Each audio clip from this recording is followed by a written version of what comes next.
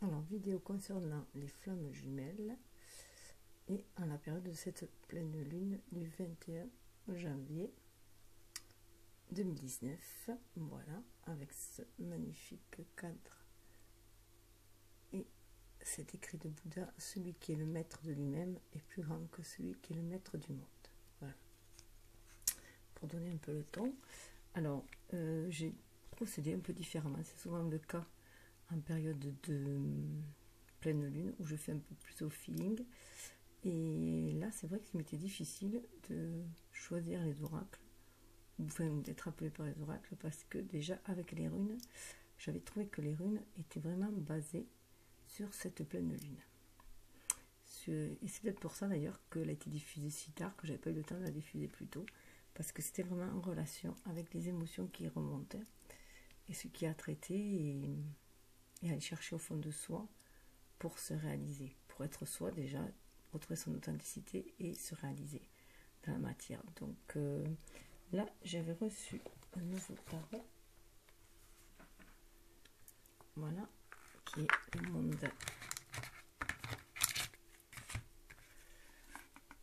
tarot du monde onirique, que je trouvais magnifique, et donc j'avais envie de faire avec ce tarot pour savoir ce à quoi rêvaient les flammes jumelles. Mais avant toute chose, j'ai voulu un peu faire connaissance avec lui, comme je fais d'habitude. Donc je regarde toujours les cartes qui se présentent à moi, qui se détachent des autres, ici et là. Et là, j'ai posé une question comme ça pour le tester, disant qu'est-ce qu'il pouvait me dire sur ma relation. Voilà, juste comme ça, de flammes jumelles, mais sans vouloir faire de tirage. Et puis en fait, vu les cartes qui sont sorties, il y en est sorti beaucoup, elles n'arrêtaient pas de sortir.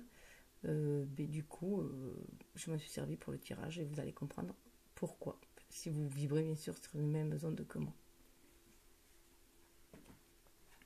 Alors déjà, le dos est magnifique. Voilà. Hop. Alors, la première carte que j'ai tirée, ça a été celle-ci. Voilà. J'espère que vous voyez bien le 9 de bâton. Elles sont vraiment superbes, sublimes, remplies de dessins. Alors là, les textes sont tellement magnifiques, tellement assez particuliers, que je vais lire le texte. Donc là, bien sûr, le 9 de bâton, ça parle que il va falloir bientôt rentrer en action quand même. C'est une attente, et là il y a une attente avant de rentrer en action. On attend le bon moment pour rentrer en action. C'est la fin de pas mal de... Alors, on arrive au bout du cheminement. Mais alors, je trouve le moyen de la caler. Tant que je fasse la lecture.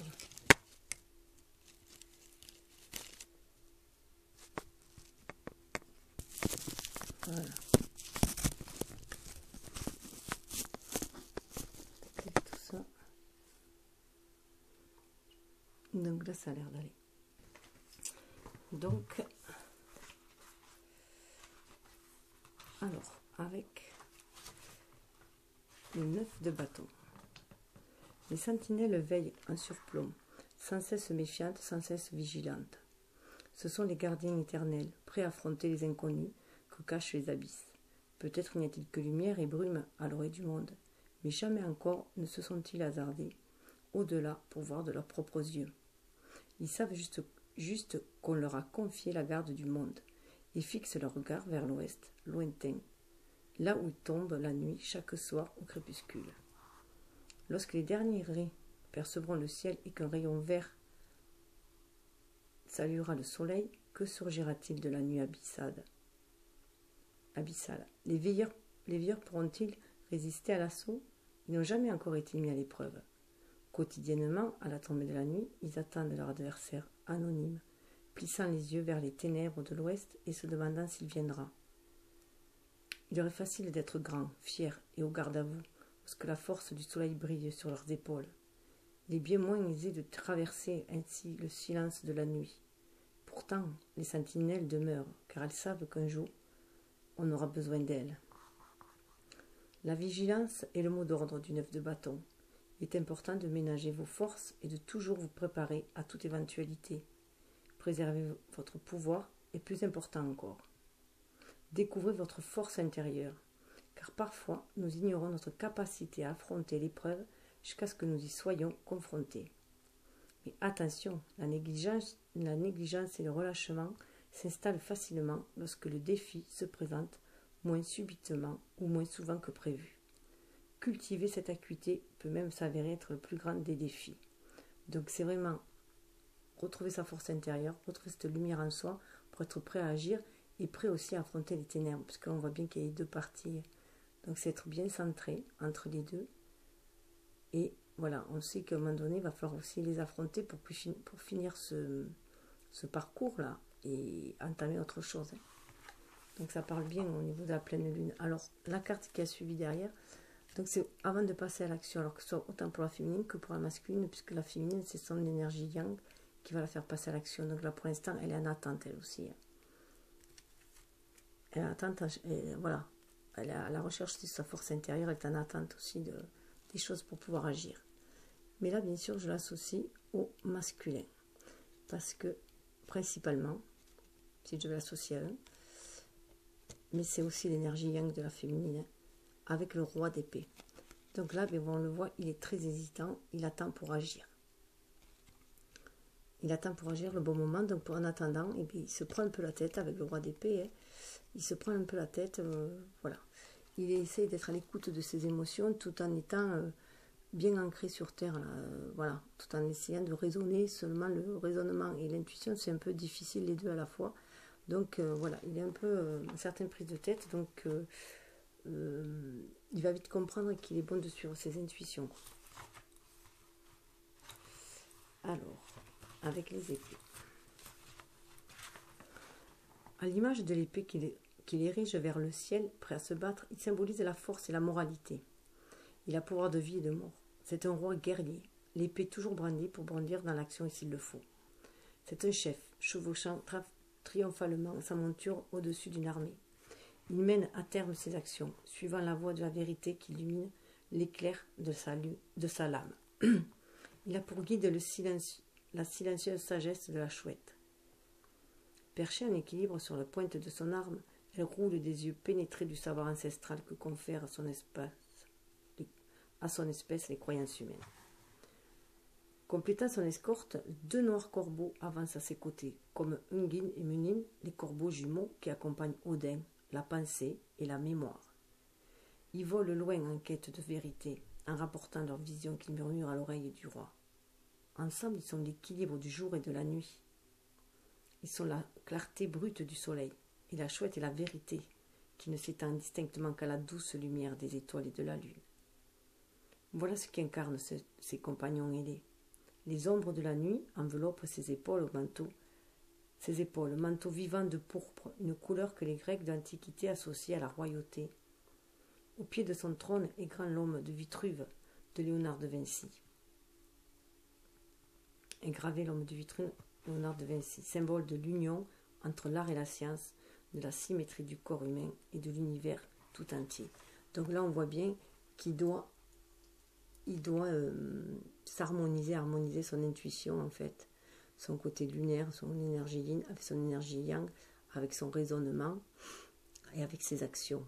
Voilà. Il doit, avec ses projets, enfin ses intentions, il doit avoir voilà, il doit bien se connecter à son intuition pour pouvoir agir. On voit bien entre la chouette et les corbeaux. En plus, les corbeaux, ils disent bien qu'il y a aussi un stade, parce que les corbeaux sont là pour veiller aussi au stade que l'on passait d'élévation supérieure. En plus, le roi, il a retrouvé son impérialité quand il a quand même retrouvé une certaine autorité en lui.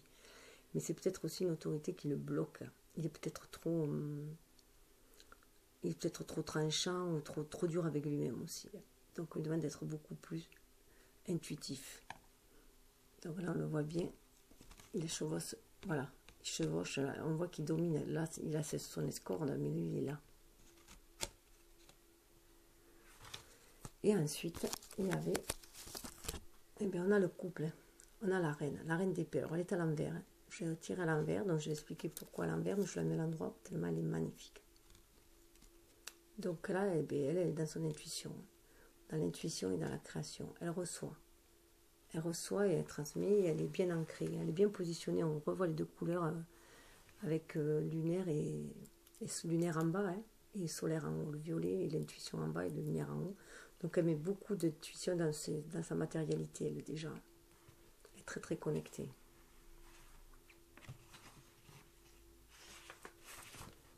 De sa lame, la reine d'épée fend les brumes du mensonge et de l'illusion jusqu'au cœur de la vérité. Elle est l'honnêteté et le savoir intérieur. En voyant ses serviteurs ailés parcourir le monde, ils sont l'extension de son être et de son âme. Ce qu'ils observent, ils le lui révèlent le long des voies invisibles qui les unissent dans les terres. Ils maîtrisent le langage des âmes, car ils ont traversé la métamorphose de ce qui n'est ni sommeil ni mort. Le blanc aveuglant est couleur de pureté, d'honnêteté, de clarté et d'équilibre parfait, mais aussi de distance et de mort, car pour percer la vérité, on doit parfois se défaire de l'ancien, de la feinte et de la ruse. Renoncez au passé, abandonnez votre coquille sécurisante et plongez au plus profond à la recherche de votre vrai visage, celui qui vous montrerait au monde. D'où pour moi, elle était vraiment à l'envers parce qu'elle est encore dans son intériorité. Elle va chercher encore au fond ses vérités. C'est pour ça qu'elle était renversée. Et en cette période de pleine lune, cela se comprend. La reine d'épée est une femme intelligente, loyale, pleine d'esprit et d'humour franc. On l'admire pour sa fine perception du monde qui l'entoure et pour son expérience. Elle a vu en elle et elle sait que lorsqu'elle regarde dans le miroir, son reflet est exactement tel qu'il devrait être.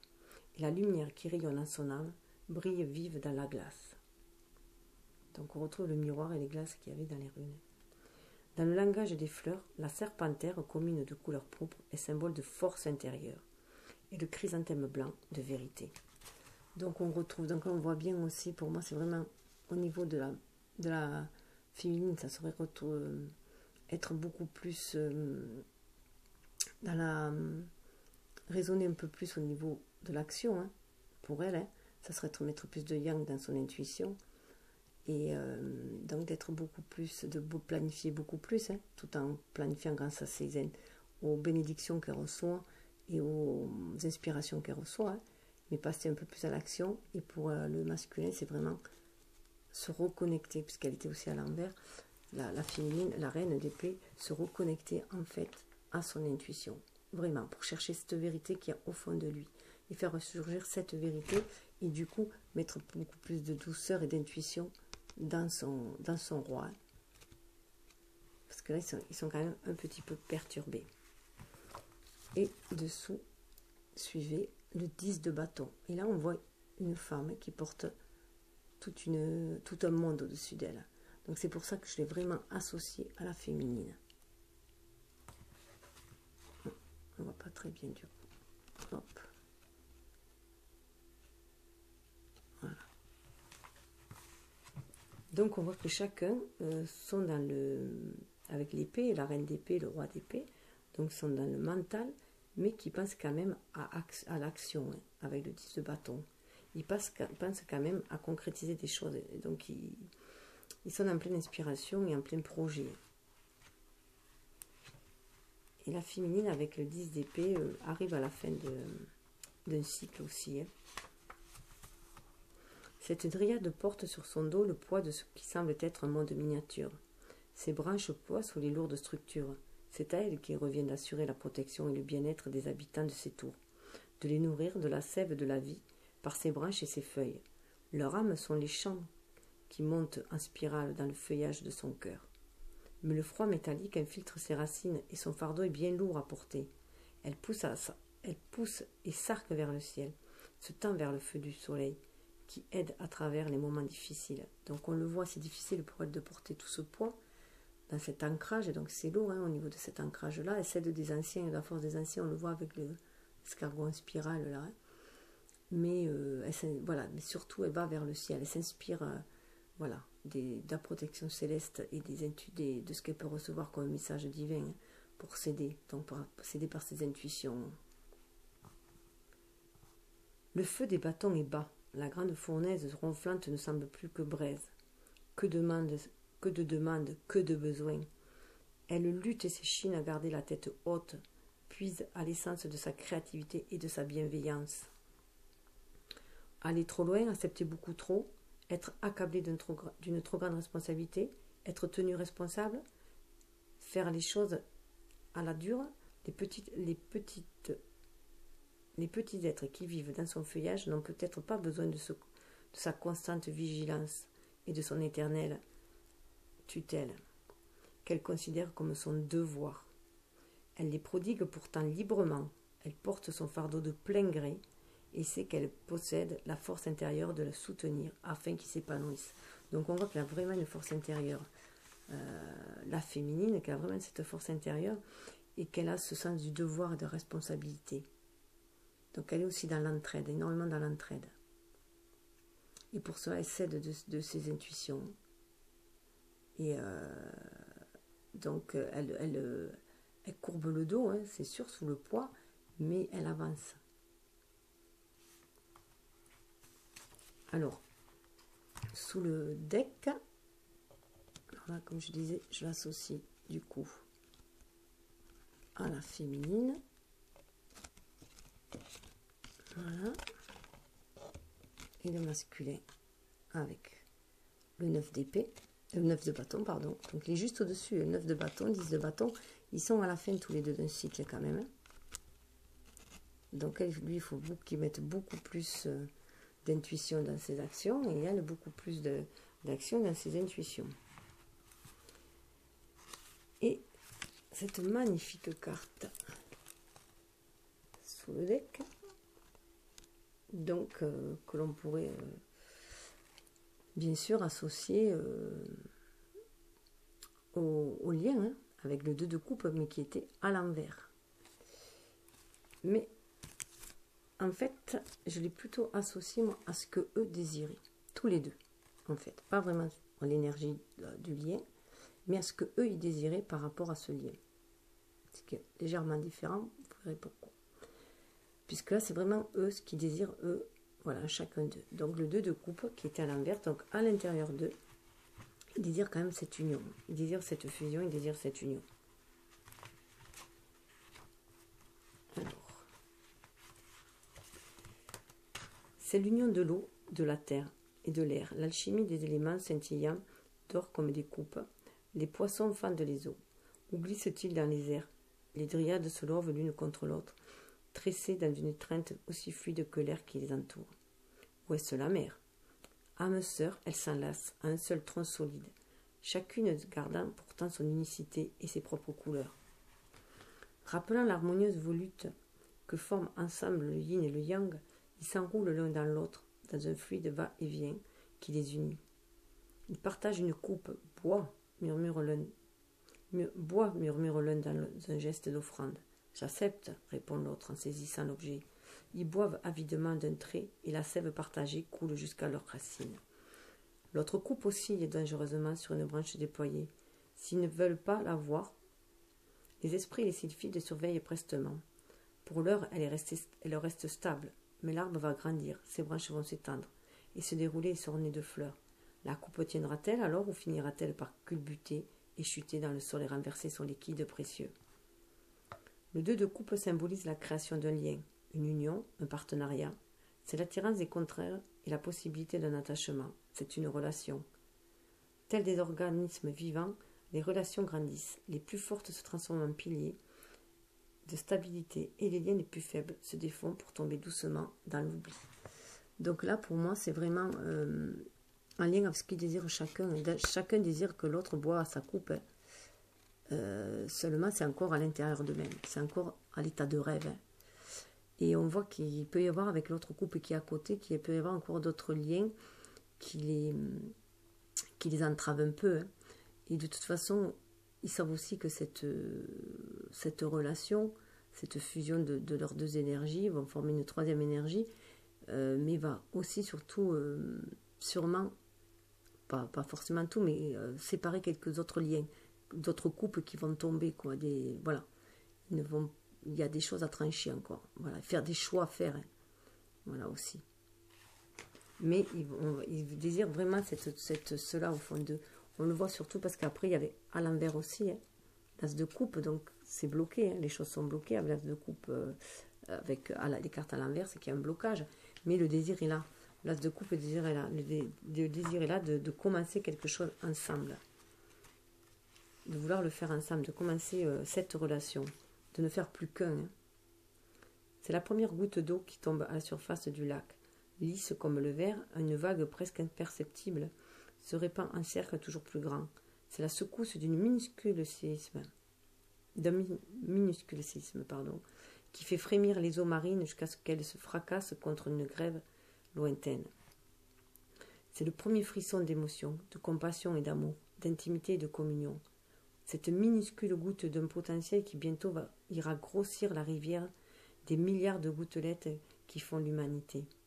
Elles s'écoulent ensemble pour finalement se fondre dans une vaste mer vibrante d'émotions. La surface plane de l'eau dans la série des coupes est comme un miroir translucide. Plongez dans ses profondeurs cristallines, écoutez le murmure de votre intuition, puis levez votre verre et buvez à pleine gorgée. Ce Graal reflète la lumière de la compréhension et du savoir intérieur. Ce sont les gardiens des coupes, habitants des profondeurs, poissons et esprits séculaires de la mer. Ils nagent avec une grâce fluide dans les abysses de l'océan, habitent la danse du mouvement perpétuel. Le cycle de la lune dessine le flux et le reflux des marées et courants de la mer, et ce rythme bat le sang de chaque être vivant dans l'étreinte océane. Donc c'est vraiment se fier à son intuition, hein, pour pouvoir aller boire à cette coupe que chacun offre à l'autre, hein, et à cette coupe de la vie. Hein, c'est des énergies vitales qui sont là, des énergies créatrices. En plus, on voit bien que dessous, il y a cinq poissons. Alors, les carpes sont symboles, surtout chez les Chinois, les carpes sont symboles de force et de persévérance, hein, de courage, de détermination. C'est un poisson très très résistant. Et là, on peut voir, voilà, qu'il faut se fier à son intuition. Il y a 5 poissons, hein, se fier à son intuition pour créer le changement. Je vois vraiment ici créer le changement pour aller vers la réalisation de soi. Il faut sortir la tête de l'eau, de là où on est, de l'eau qui stagne. On le voit, celui-là, il a commencé à sortir, il est un peu doré. Et allez, voilà, aller vers ce changement, vers cette harmonie-là. 3 et 3, 6, il y en a 6 qu'on voit bien, là, les 6 premiers, là, qui sont dorés, donc qui se sont réalisés, qui sont en or, qui sont sur ce chemin pavé d'or aussi en même temps, hein, qui est la vie, et qui se réalisent, qui brillent au soleil, qui font briller leur plexus solaire, leur énergie. Mais en fait, là-bas, il y a 3 petits, donc ça marque aussi la fin d'un cycle et d'autre chose, d'une gestation. Il y a notre projet qui se met en route avec le il y a la protection, avec ces 4 triades là, qui sont des divinités et qui sont aussi des divinités inférieures, mais qui ont des pouvoirs aussi, qui nous dit qu'en fait on est protégé pour aller vers cette stabilité. Elles sont 4. Hein. Mais après voilà, on voit dessous qu'il y a le roi de bâton. Donc voilà ce qu'il a envie. Il a envie quand même d'agir. Le roi de bâton à l'envers. Donc je le mets à l'endroit pour profiter de la... Donc là je vois bien que pour moi c'est vraiment la féminine qui a envie vraiment d'entrer en action, que les choses se matérialisent, hein, aillent vers quelque chose, enfin, passer à l'action toujours, hein, de passer à l'action pour la féminine, et le masculin bien sûr encore plus, puisque lui c'est le masculin, c'est lui le roi là, donc il veut vraiment tout chambouler, donc du roi d'épée qui est très dans le mental, on passe quand même au roi de bâton, il a envie d'agir, hein. Il est en train de penser à cela.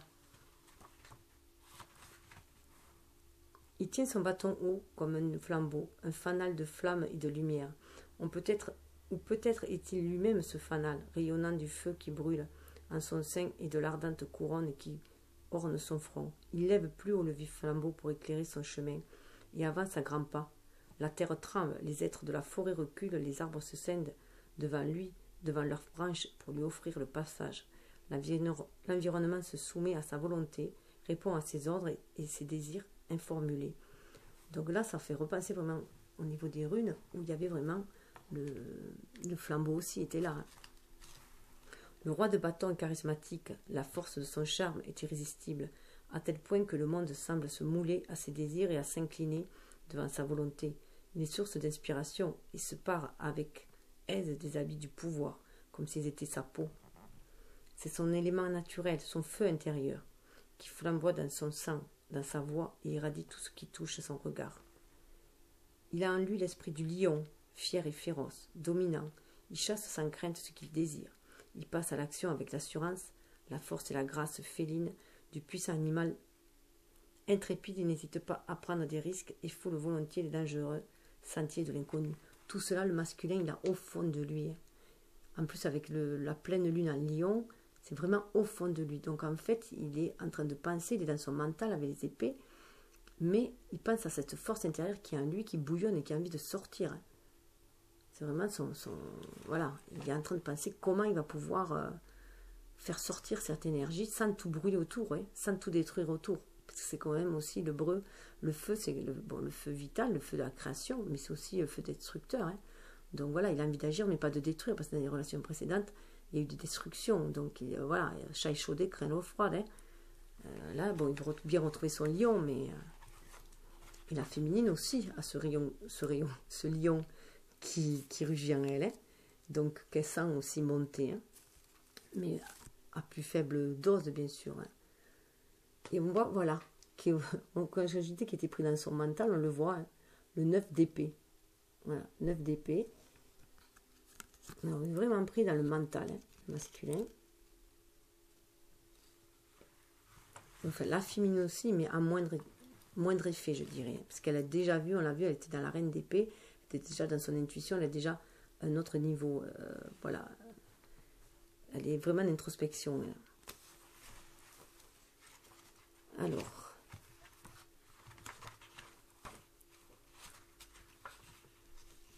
Neuf d'épée.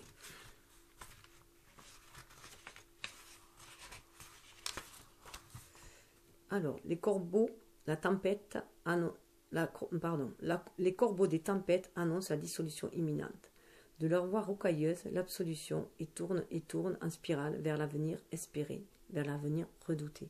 Donc ça parle bien de tempête, qu'on a vu, vous pouvez voir qu'il y a la tempête émotionnelle dans les runes. L'entonnoir du ciel s'élève jusqu'au firmament, comme une tour menaçante éclairée seulement par une infime lueur d'espoir dans l'œil de l'ouragan au-dessus. Viens, viens avec moi, murmure tout près de lui la voix du corbeau. Laisse-moi te guider au-delà. D'un œil anxieux, il regarde vers le ciel, loin, insensible à l'offre de guidance dans la sombre nuit de l'âme. Il serre fort l'épée dans son fourreau en guise de protection. S'il pourrait facilement brandir haut sa lame de lumière pour éclairer sa voie, il n'a pas conscience de ce flambeau qui l'agrippe, ou peut-être est-il trop faible et tremblant pour vouloir s'en servir. Il est au supplice. Les épées tatouées sur son torse sont l'empreinte ancrée des regrets qu'il nourrit. La peur, l'anxiété, la culpabilité et les doutes le rongent de tourments dans la nuit. C'est un être désert. Ses ailes devraient le porter haut et loin, et le ciel s'ouvrir sur un vaste monde libre. Mais le ciel, tel un piège, resserre ses mâchoires au gré des vents, hurlant qu'apporte la tempête. Si seulement il écartait ses doutes, il serait aussi libre que les corbeaux qui tournoient sereinement au-dessus de lui. Donc là, on peut se dire aussi qu'il est en proie à ses doutes, que tout cela remonte en lui, mais comme du fait que la carte était à l'envers, il en sort de cela, du coup. Du coup, il en sort de cela.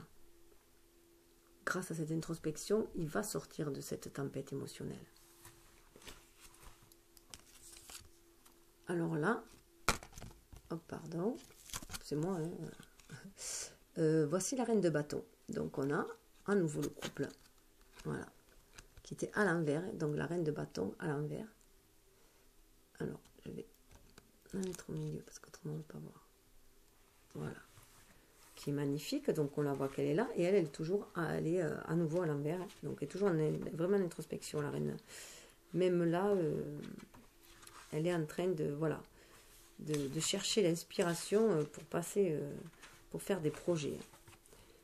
La fourrure panachée des renards illumine d'or l'ombre qui les entoure. Il observe en compagnie des habitants de la forêt, attirés au dehors par le chant de la harpe sous les doigts de la reine. Embrasée du soleil de midi, telle une flamme blanche, sa présence irradie la chaleur de son esprit. Les doigts de la reine de bâton dansent entre les cordes. Elle étreint l'arbre qui est à la fois son public, de dryade, son instrument et son bâton de vie. La reine de bâton est dévouée, charmante, attirante, enjouée et optimiste. Elle connaît le rôle qui incombe à une reine et s'y conforme avec une calme et parfaite assurance. Elle a coutume d'être au centre de l'attention. Elle sait qu'on la lui doit. Sa présence exprime la confiance et la certitude de pouvoir maîtriser les êtres et les situations. Ce n'est pas de l'arrogance, mais une simple compréhension et une juste évaluation de ses talents et de ses forces. Elle peut avec aisance mettre ses charmes au service de sombres desseins, de duperie ou de manipulation, mais elle se protège de cette tentation. Fascinée, le monde se tait lorsqu'elle apparaît. Le monde l'écoute, veut la voir et se noyer dans son éclat. Sa vive exubérance s'exalte au sein des trilles, des roulades et des glissandos qui dansent entre ses doigts sur la harpe vivante. Alors pour moi déjà avec la harpe, elle appelle son jumeau. Elle est là, elle appelle son jumeau, elle l'attire. Au niveau de la musique est très importante, surtout au niveau des flammes jumelles. Moi en plus ça me parle puisque lui fait de la musique. Mais et c'est aussi, alors le renard est vraiment aussi symbole chez les Chinois de vérité qui vont éclater. Les Chinois c'est une espèce d'entité qui veille sur les personnes et qui leur permettent de voir la vérité en chacune des personnes qui croisent. Voilà. Donc, il y a vraiment, elle est à l'envers, donc elle recherche la vérité à l'intérieur de soi et elle recherche surtout comment agir dans la vérité. Elle a un peu peur du fait qu'il soit tourné. Elle a un peu peur, par contre, elle, de ses pouvoirs. Je dirais qu'elle a un peu peur de ses pouvoirs, elle a un peu peur de concrétiser les choses. Et elle a peur aussi de tomber peut-être dans la manipulation, enfin de tomber dans la tentation, comme on a pu voir dans les énergies générales, ça parle de tentation. Elle a peut-être aussi peur de cela. Peut-être que dans ses vies antérieures aussi, elle a fait preuve de trop de tentation et voilà, de mauvaise manipulation, je dirais. Et donc là, elle a un peu peur peut-être aussi d'être au centre des attentions. Elle a un peu peur de son pouvoir, en fait, je pense. Elle a un peu peur de son pouvoir d'action. Donc il faut qu'elle cherche au fond d'elle, en fait, vraiment la lumière, son pouvoir intérieur, et donc d'être vraiment inspirée pour pouvoir ancrer les choses dans la matière. Et là, voilà ce qu'on leur dit à tous les deux avec cavalier de bâton. Enfin, là aussi, le cavalier de bâton, moi je verrais plus pour lui, parce qu'il est impétueux. Le cavalier de bâton est impétueux, donc on demande de se calmer pour l'action. Donc, en plus, bon, là c'est un homme, donc je associerais plus au masculin, bien sûr, à l'énergie yang de la féminine, donc de lui dire qu'elle a bien raison d'être prudente avant d'agir, donc de bien se connecter à ses intuitions, de bien recevoir les inspirations pour pouvoir agir en son âme en conscience, en osmose avec l'univers, et pour le bien de tous.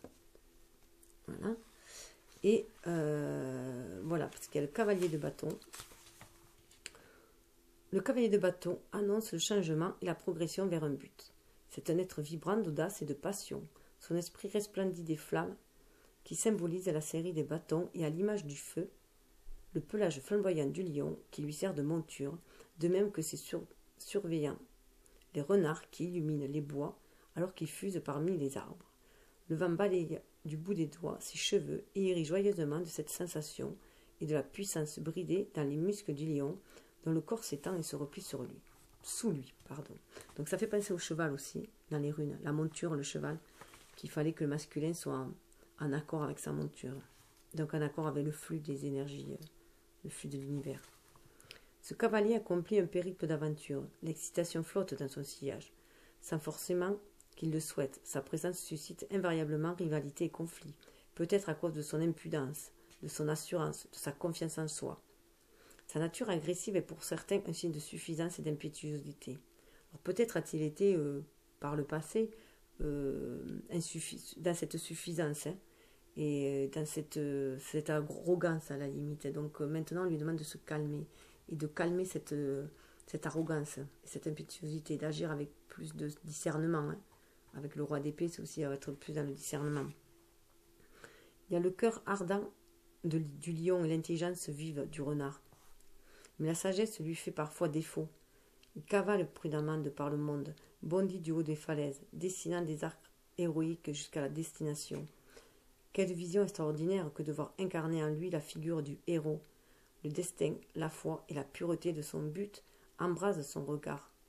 Aussi ne voit-il pas toujours les fleurs qui piétinent sur sa route.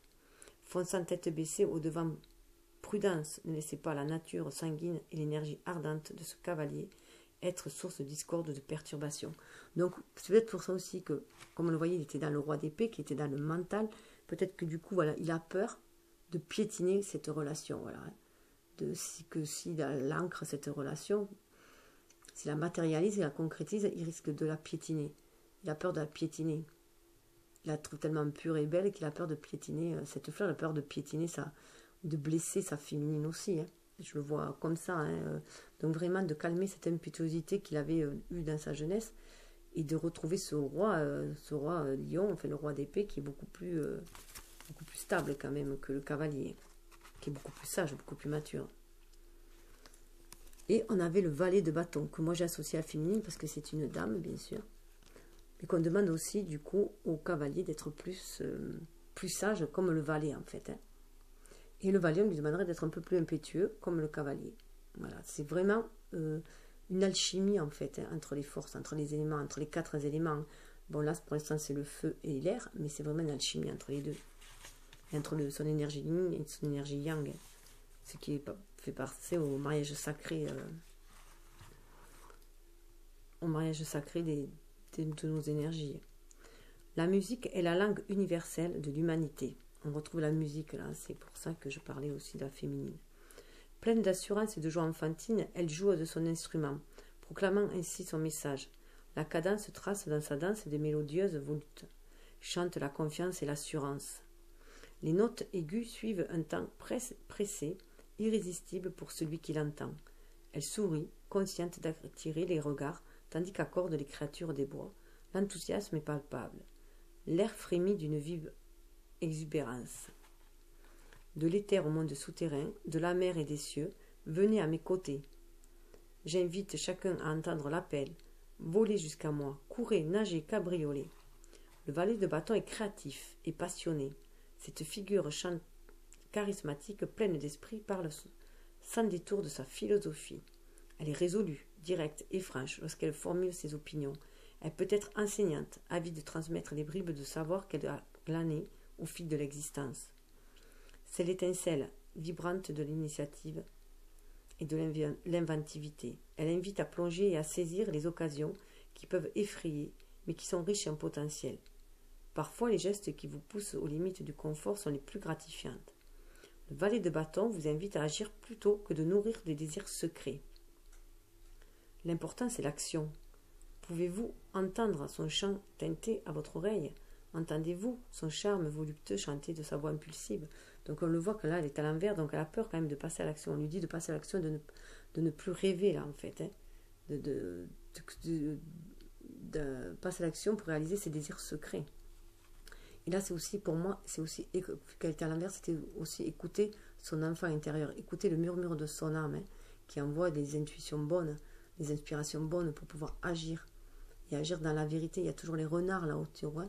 Donc le renard, c'est vraiment un symbole de vérité. Et voilà, de sortir de la méfiance aussi. Hein. Et je pensais en rester là, mais quand j'ai voulu ranger, d'autres cartes se sont rajoutées. Donc du coup, je les ai associées au lien là. Le 2 de Pentacle. Voilà. Donc vraiment dans la nature du lien, les énergies de la nature du lien. Donc le 2 de Pentacle, là on voit aussi que tous les deux en fait jonglent. Ils jonglent et ils jonglent entre leurs humeurs, hein, entre leurs désirs et leur mental, qui les résonne, hein, entre leur raisonnement et leur cœur, et ils jonglent entre le cœur et la raison en fait.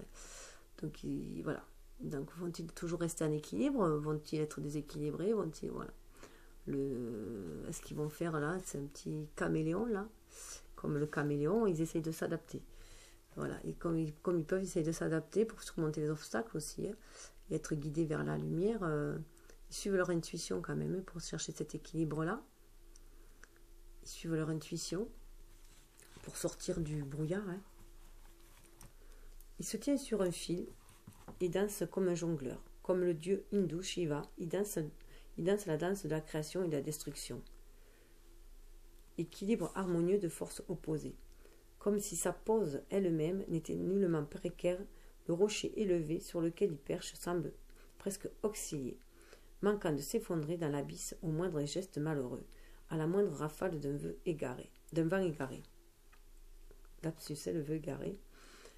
Pourtant, il est sûr de lui. Il connaît cette danse par cœur. Il perçoit la dynamique de la situation. Il sent le vent qui chemine entre ses mouvements comme un partenaire muet et invisible exécutant avec lui un audacieux pas de deux. Sa confiance sera-t-elle sa chute? Le zéphyr perdra-t-il son enjouement pour frapper perfidement avant qu'il ne puisse réagir et compenser le soudain changement de vent? Le 2 de Pentacle est un numéro de jonglage. Jongler, tout maintenir en mouvement, être flexible et adaptable, et changer de cap rapidement. Affrontez avec entrain les défis qui surviennent sur votre route, mais gare à ne pas vous en mettre trop à la fois sur les épaules.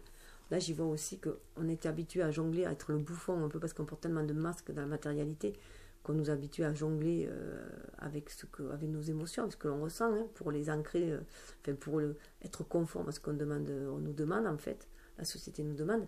Tandis que là, est-ce qu'on va sentir le vent dans cette tempête émotionnelle? Est-ce qu'on va sentir le vent tourner?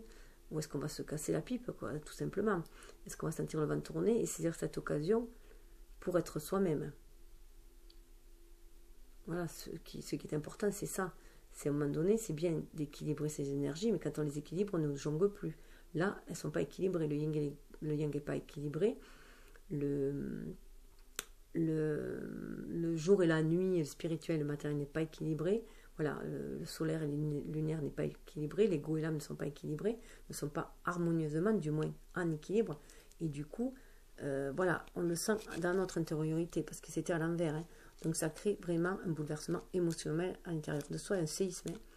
Donc est-ce qu'il va y avoir un schisme, une séparation, ou au contraire, est-ce qu'on va arriver à fusionner les deux, à créer une alchimie pour pouvoir avancer? Eh bien, apparemment, oui, puisque là, c'est à l'endroit, on a le magicien. Voilà, donc le magicien, c'est celui qui arrive à jouer avec tous les éléments, avec les 4 éléments qui arrivent. Donc je dis à jouer, parce qu'on dit jouer avec la vie, il faut rester un enfant, hein, si je peux dire, toujours dans l'espoir et dans la magie de la vie. Mais voilà, en fait, il arrive à manipuler les 4 éléments et du coup, à les maîtriser, je dirais. Plus que manipuler, c'est plutôt les maîtriser pour en créer harmonieusement quelque chose. Voilà, avec alchimie. Donc ça va l'élever. Et là chacun va retrouver ses ailes. Hein. Si chacun des flammes arrive à retrouver son équilibre, à équilibrer ses énergies yin et yang, à cesser d'être ce bouffon qui joue là, hein,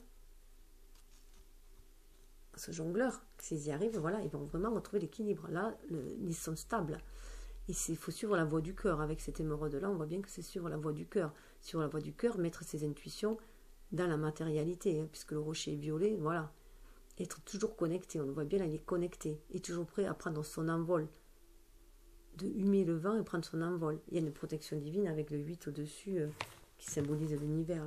Les yeux aussi en même temps de l'univers. Hein. Alors,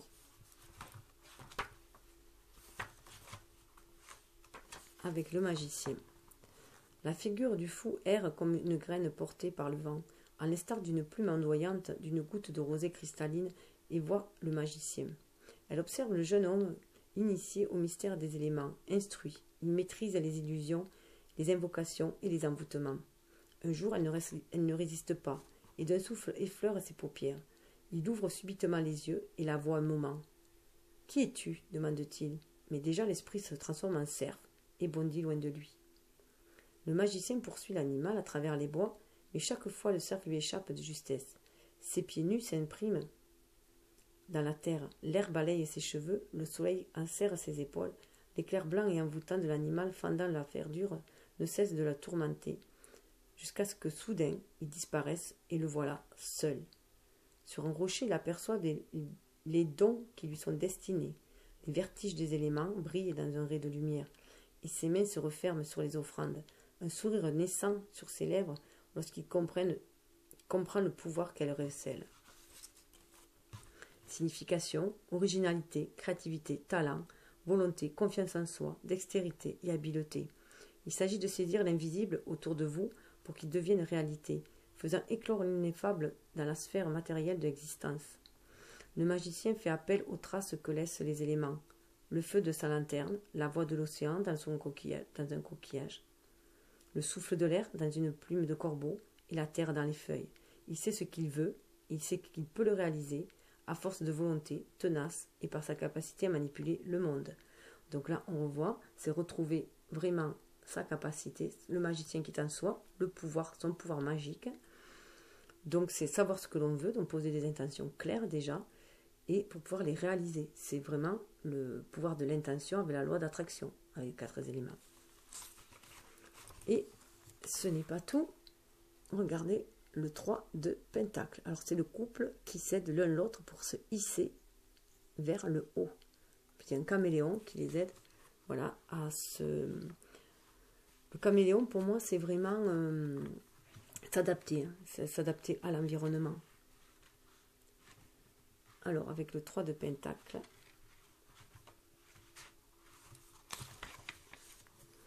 ils travaillent ensemble, comme s'ils n'étaient qu'un seul être, créent une échelle humaine et grimpent sur l'épaule l'un de l'autre. De leur hauteur cumulée, ils se hissent et s'étirent vers le ciel. Sur le mur de pierre, elle trace ses pentacles et ses cercles. Ils forment une chaîne d'arcs enchevauchés, à l'image de ces relations qui s'entrelacent, des cercles d'inclusion et d'association. C'est l'équation mathématique des relations et des interactions humaines. Chaque arc est tracé avec soin, aussi précis qu'une courbe sur un plan. Ses doigts gravent sur la pierre comme sur une surface d'argile malléable. La pierre solide cède sous la douce chair de ses doigts. Telle est la force combinée de leurs deux volontés. Ce qui est impossible devient soudain facile, banal et accessible. Ils comprennent le pouvoir de l'union, du travail commun de l'un et de l'autre. Donc là, c'est vraiment là, au niveau de la relation, hein, le masculin et la flamme masculine et la flamme féminine réunis ensemble, qui vont tisser des liens et ça va tisser d'autres liens autour, ça va faire boule de neige. Ils vont apporter leur lumière, ils sont guidés pour aller dans ce sens, c'est leur destinée aussi, les étoiles sont guidées, il y en a 3 en plus, là c'est vraiment leur destinée, mais c'est aussi toutes les en soi, la relation en soi, c'est aussi équilibrer son énergie yin et yang, enfin l'harmoniser pour aller vers la direction que l'on désire, et trouver notre relation à nous, notre complétude, créer en soi déjà cette harmonie-là, hein.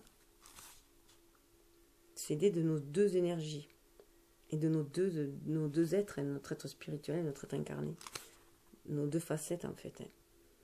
Le 3 de Pentacle symbolise le travail d'équipe, le fonctionnement collectif en unité. Il souligne la compétence et l'accomplissement qui dépassent les attentes. Parfois, le soutien des autres est requis pour atteindre son but. On ne peut pas toujours tout accomplir en solitaire. Il n'est pas non plus nécessaire de tout accomplir seul.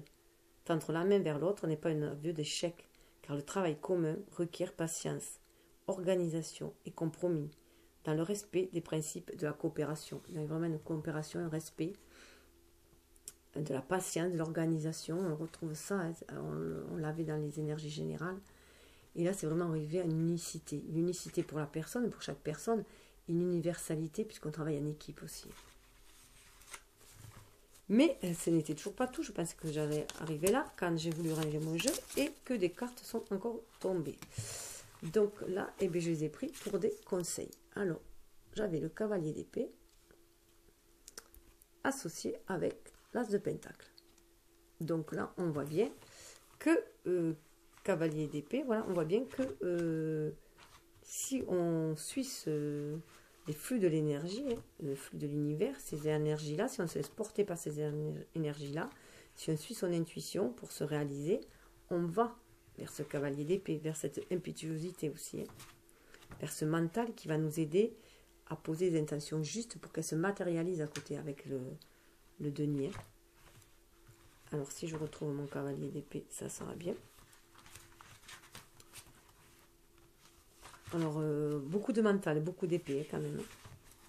Le cavalier d'épée est ce brave héros qui s'engage tête baissée dans la lutte pour défendre ses croyances. Il ne mâche pas ses mots et va droit au but. La feinte lui est impossible. Certains voyant là une honnêteté rafraîchissante et une loyauté sans faille, d'autres ne percevant qu'un manque de tact et de discrétion. Il ne laisse pas des émotions s'immiscer entre lui et son but. L'émotion, dans son cas, n'est pas de sa nature. Elle trouble l'évident invite en soi le doute et la peur. Un cavalier sans émotivité est aussi sans crainte et invincible, refusant d'entrevoir la possible défaite. Il ne renonce jamais à son engagement, car la victoire est pour lui l'unique lendemain. On voit là aussi que chacun va retrouver son impétuosité, son pouvoir, déjà au niveau de son mental, voilà, il va avoir un mental fort en fait, hein, et ils vont retrouver en fait cet élan de jeunesse qu'a les jeunes, d'être impétueux et d'aller de l'avant. Hein. Et le fait de se détacher de l'émotion, il va arriver à se détacher de l'émotion, justement, pour pouvoir éviter tous les doutes et les peurs, se sortir de tout cela. Ce cavalier est autoritaire, il chevauche sur le roi des oiseaux et avec lui transperce le ciel comme une flèche. Il est en quête, fend les airs de son épée et de ses ailes. La tempête se lève dans son sillage, né de la turbulence que crée son arme ailée, et le voilà hissé bien haut pour percer le chaos du monde. Son épée est le flambeau qui guide ses partisans. Donc là on reparle de chaos, de tempête, et ça parle de flambeau. Et on a retrouvé le flambeau là, chacun va retrouver son flambeau. Il appelle dans la nuit abyssale, élevez-moi, esprit du ciel, accordez-moi l'œil perçant du faucon, la vivacité du moineau, accordez-moi la perspicacité du corbeau, la forte pulsation de l'oiseau mouche, portez-moi avec grâce sur les ailes du cygne, donnez-moi pour guide la sage vision du hibou. Donc en plus le cygne c'est vraiment ça a un rapport avec la qualité de l'âme, le cygne. Ça parle d'amour, de profondeur, de grâce et de beauté. Et c'est l'oiseau en plus qui symbolise le seuil. C'est l'oiseau du seuil qui sépare le monde, les deux mondes. Hein, qui nous sépare notre monde avec le monde de l'au-delà. Donc c'est aller au-delà pour voilà, chercher au-delà les réponses, c'est aller chercher au-delà les intuitions pour les ancrer dans la matière. Avec l'as de pentacle. Donc voilà, on doit retrouver une vivacité d'esprit, je dirais. C'est la possibilité de la prospérité, de l'abondance et de la sécurité. C'est la promesse de richesse et de bien-être, l'expansion de la récolte des fruits et d'un dur labeur. L'énergie dépensée sera récompensée. Une graine a été plantée dans la terre fertile. Qu'en sortira-t-il? Quelle mystérieuse flore en jaillira? La série des pentacles en est la promesse d'un avenir, mais au prix de patience et de travail. Ce qui poussera dépendra de vous. La graine doit être arrosée, nourrie, car rien ne grandit dans le vide, et la réussite requiert plus que de simples rêves et utopies. Il faut arroser avec désir et nourrir avec foi, effort et diligence. Dans l'Égypte ancienne, le lézard était symbole de bonne fortune et de sagesse divine. Ce sont les habitants de la terre et les gardiens du pentacle. Les salamandres, les caméléons et les dragons, ils ouvrent le chemin qui part des rêves nébuleux et fantasques, des mondes toujours mouvants des désirs et des vœux, vers la réalité de l'être et le présent tangible, puis vers le monde. En plus, cette couleur verte fait vraiment penser au chakra du cœur. Hein. Donc, agir avec notre cœur. Agir avec notre cœur pour faire briller notre âme et faire briller notre âme dans notre réalisation. Avec le pentacle, il y a l'étoile dessus, on est guidé. Et ce vert, c'est vraiment prometteur. Et c'est vraiment rester connecté. Il est en haut de l'arbre, là. C'est vraiment rester connecté avec son âme. Et voilà. Alors, si on se montre plus cavalier, maintenant, plus sûr de soi, plus cavalier, et avec une maîtrise de son esprit, de ses émotions, on va vers la réalisation de ses souhaits, puisqu'en plus derrière, il y avait l'étoile. Voilà, 17, l'étoile.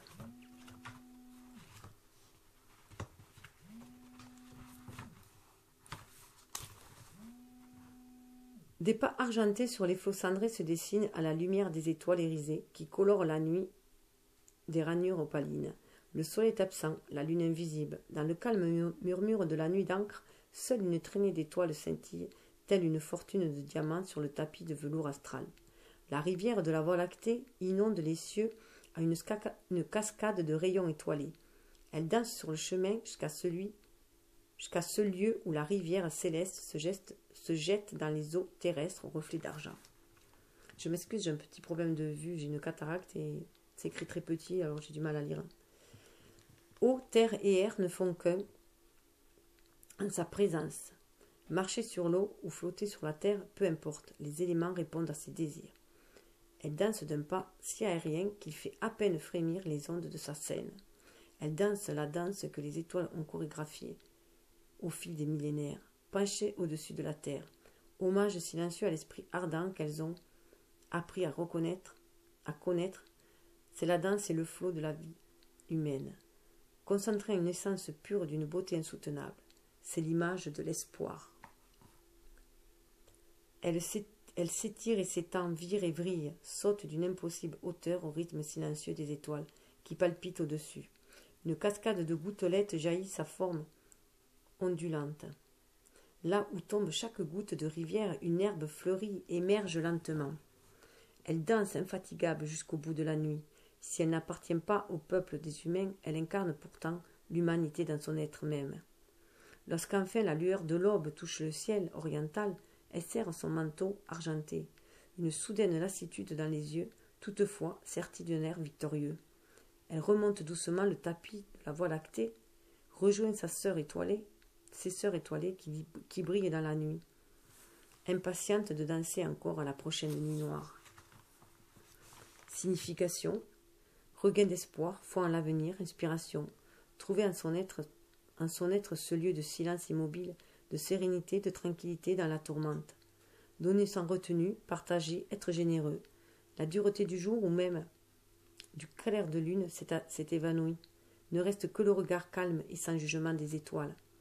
Espace de paix où rassembler ses forces, se préparer à reprendre courage. Abandonner ses doutes et ses craintes dans l'étreinte de la nuit. Les étoiles sont depuis toujours symboles d'assistance et d'espoir. La lumière qui indique le chemin du retour. La carpe est un poisson résistant qui symbolise la force et la persévérance, le courage, la détermination. Les chrysanthèmes, communs symboles de longévité, sont aussi symboles d'espoir. Voilà. C'est très vénéré chez les Chinois aussi, les chrysanthèmes. C'est le symbole aussi de noblesse et de bonheur. Ensuite, derrière l'étoile, il y avait la lune. La lune. Vous, petites marionnettes qui tracent au clair de lune ces ronds d'herbe amères que la brebis refuse de brouter, et vous dont le passe-temps est de faire naître à minuit les mousserons, Shakespeare, la tempête, comme fait esprit. L'œil vigilant du soleil s'est refermé. Le sévère éclairage du jour s'est fondu dans le soir. La lune se lève sur son domaine, observant ceux du demi-monde qui s'approchent à pas de loup.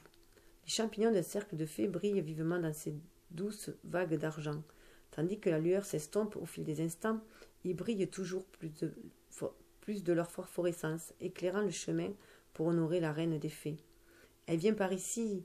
criaient les elfes du vent, dont les voix si belles alanguissent les mortels. « Faites de la place !» criaient les feux follets qui s'élancent à travers bois. De leurs troublantes et vives étincelles, ils chasseront tout homme qui passera par là. Mais ce soir, il n'y a aucun jouet humain à attraper. Lovés parmi les bouleaux blancs, les dryades joignent leurs mains et tombent leurs feuilles pour accueillir, servante discrète, la reine qui apparaît dans la forêt.